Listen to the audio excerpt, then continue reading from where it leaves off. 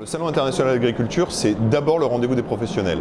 L'interprofession, quand elle décide d'être présente avec ce stand, c'est d'abord pour permettre aux professionnels de la filière, à l'ensemble des professionnels, on est une interprofession longue qui va de la production jusqu'à la distribution. On leur met à disposition un lieu où pendant 9 jours, ils vont pouvoir se réunir, se rencontrer, dialoguer, régler un certain nombre de problèmes quand ils en ont, pouvoir discuter effectivement des dossiers en cours au sein de l'interprofession.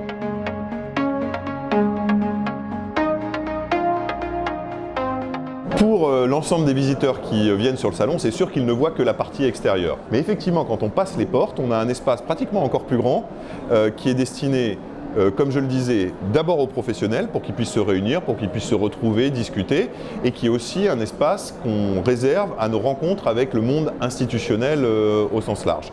Et ça, c'est un moment très important parce que ce qu'il faut imaginer, c'est que le Salon de l'agriculture, comme les visiteurs peuvent le voir, il rassemble toutes les filières, mais vraiment l'ensemble des filières agricoles et agroalimentaires en un seul lieu pendant 9 jours. Donc en fait, pendant 9 jours, vous arrivez à voir et à organiser un certain nombre de réunions que vous mettriez en temps normal, presque un an et demi à organiser dans un agenda normal. Là, en 9 jours, tout le monde est présent, donc on se rencontre tous les uns les autres et surtout, on rencontre les politiques qui viennent nous rencontrer, avec lesquels on peut échanger, discuter d'un certain nombre de dossiers pour pouvoir faire avancer les sujets qui sont importants pour la filière.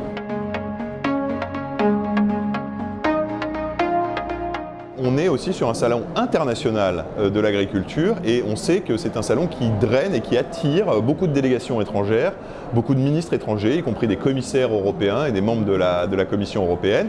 Et donc on profite de ce salon-là en France pour recevoir, c'est un des axes aussi importants pour nous, puisqu'on se veut et on garde cette volonté exportatrice sur un certain nombre de productions.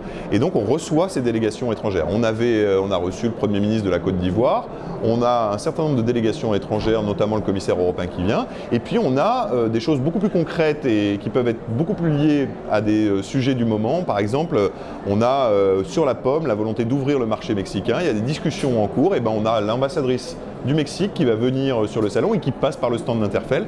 Donc on crée et on noue des relations aussi avec des délégations étrangères qu'on pourra aller revoir sur des salons internationaux dans d'autres moments. Mais tout ça se passe effectivement et prend source au Salon international de l'agriculture.